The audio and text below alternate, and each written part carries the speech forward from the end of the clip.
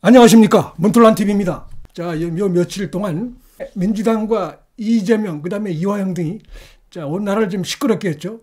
그 사법부를 불쾌하게 하고 검찰을 아주 불쾌하게 했던 완전히 그 생양아치 같은 정치 공작, 이것이 결국은 그 종말을 고하게 됐습니다. 이들의 이제 완전히 그 막다른 골목에 갇힌 전 생쥐 신세가 됐다. 이재명이나 민주당이나 이화영은 이렇게 결론이 났다고 말씀드릴 수가 있겠습니다.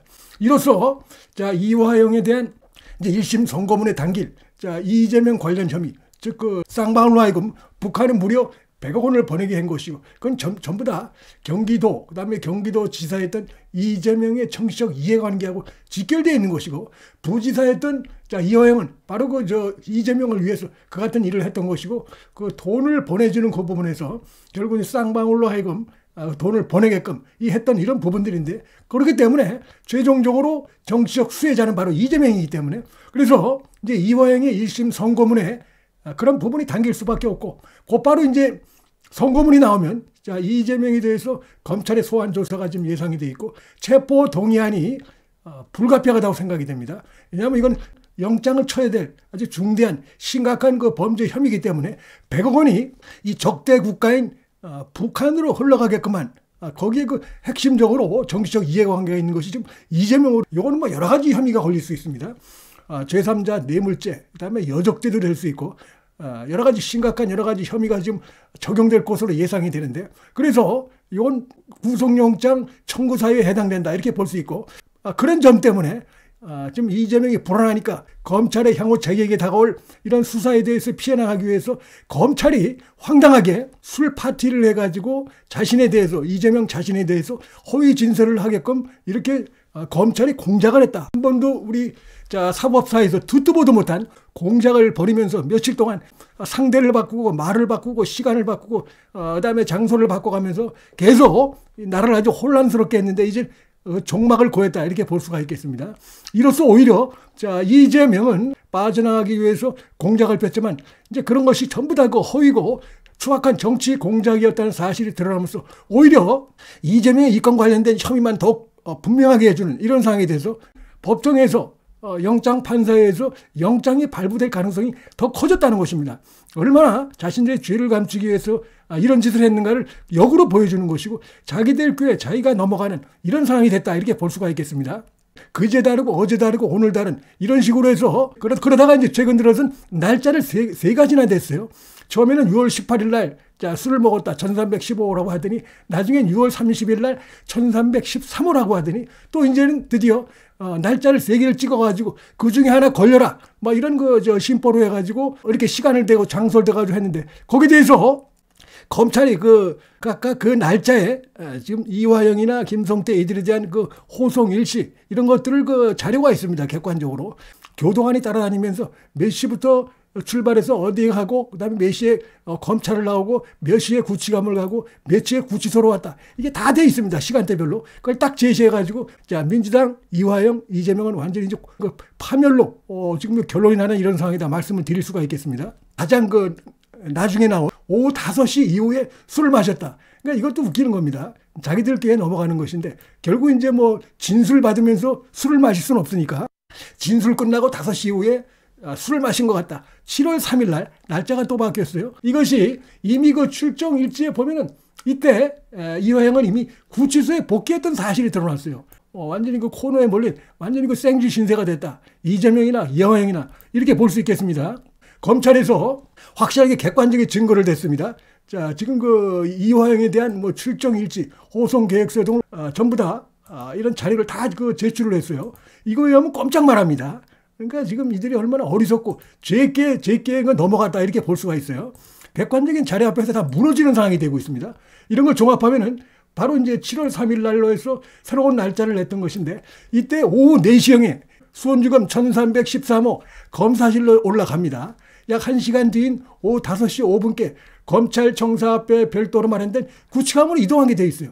근데 5시에 술을 먹었다, 이런 황당한, 검찰 조사받으면서 검사실에서 5시에 술을 먹었다 이랬는데, 이미 5시에 조사 마치고 검찰청사를 나와서 구치감으로 이동한 사실이 다 드러나 있고, 그 다음에 거기 도착해서 구치감에 도착해서 오후 5시 15분 호송 차량에 탑승해서 수원 구치소로 출발했고 그 다음에 5시 35분에 수원 구치소에 복귀한 것으로 되어 있어요. 그러니까 얼마나 거짓말인가 그냥 객관적으로 바로 드러나는 것입니다. 도망갈 데가 없을 정도로 완전히 제발등을 찍고 제무덤을 팠다. 특히 이재명이 결정적으로 황당하게 수의 힘을 믿고 이번에 총선 승리 이것을 믿고 그냥 막가파식 마구잡이식에 갖다가 불쾌하게 하고 검찰을 불쾌하게 하는 이런 듣도 보도 못한 이런 공작을 펴다가 제무덤을 팠다. 자, 이렇게 볼 수가 있겠습니다. 여기 이제 출정일지 그다음에 호송 계획서 자세하게 다 나와 있는데 자, 지금 보면은 출정일지는 계호 교도관이 구속 수감자가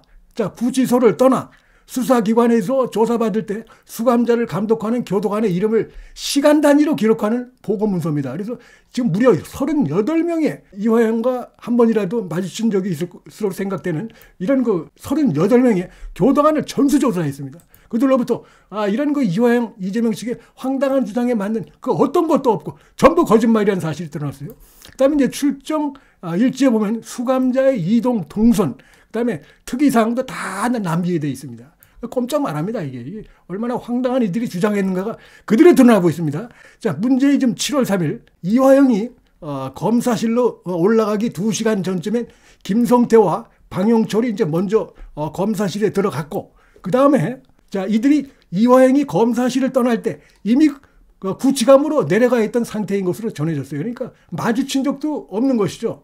그리고 그렇기 때문에 무슨 5시에부터 이들과 함께 술을 먹었다. 검찰에서 검사들이 보는 데서 더군다나 검사들도 있었다. 이런 거짓말을 하다 보니까 거짓말이 더해져서 완전히 산처럼 쌓인 이런 정도의 지금 상황이 됐는데 모두 다 허물어졌다.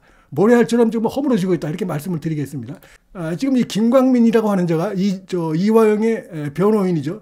김성태가 쌍방울 직원을 시켜서 너무 웃기는 겁니다. 지금 쌍방울 직원을 시켜서 검찰 바로 앞에 있는 연어집을 지목하며 사오라고 했다더라. 했다도 아니고 했다더라. 이렇게 주장합니다. 자, 검찰이 무슨 동네 어디죠? 동네 마실 가는 데입니까? 이게 말이 되는 얘기입니까? 이게? 김성태가 여기가 지금 쌍방울 회사입니까? 자기 직원한테 나가서 좀 연어집 지목하면서 연어도 사오고 술도 사와.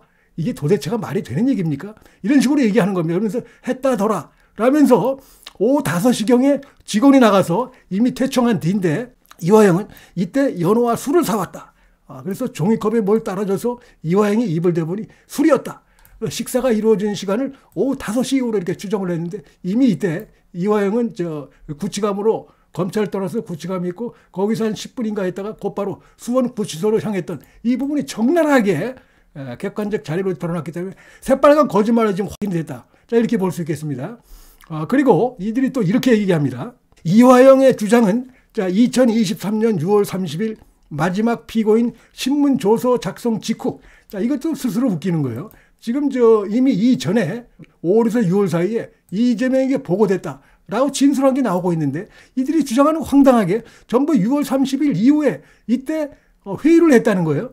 아니 이미 진술은 그 전에 이루어졌는데 그리고 그 진술했다는 거는 이들이 동의하지 않으면 재판에서 소용이 없어요. 엉뚱한 짓을 하는 겁니다. 이들이 지금.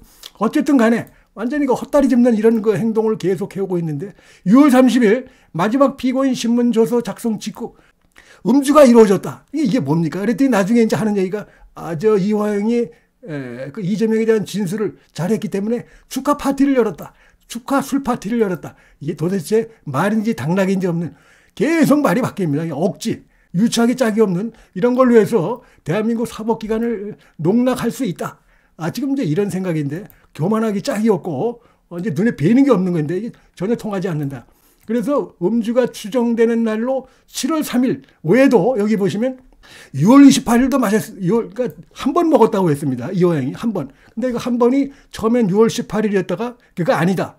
이제 아닌 걸로 드러나니까 6월 30일, 그 다음에 7월 3일, 그 다음에 또 나중에 보면 6월 28일, 7월 5일까지 지목하고 있는데 이 날짜들에 대해서 전부 이화영이 몇 시에 구치소에 나와서 검찰에서 몇 시에 조사받고 검찰에서 몇 시에 나와서 구치감에 몇 시에 도착했고 그 다음에 바로 5분인가 10분 있다가 바로 구치소로 향해서 구치소에 몇 시에 도착했는지가 정확하게 나타나 있습니다. 그러니까 여러 가지 날짜까지 됐지만 하나도 들어맞은 게 없다. 6월 28일과 7월 5일 이전에 이화영의 출정 기록으로도 이 두 날 모두 오후 2시께 검사실에 갔다가 오후 4시 45분께 나와 오후 5시 그 다음에 오후 5시 10여 분에 각각 6월 28일과 7월 경우에 호송 차량을 타고 구치소로 갔다. 더 이상 헛소리 하지 말아라는 게 드러나서 완전히 깨갱했다. 자, 이렇게 볼 수가 있겠습니다. 문틀란 TV 여기서 마치겠습니다. 시청해 주셔서 감사합니다.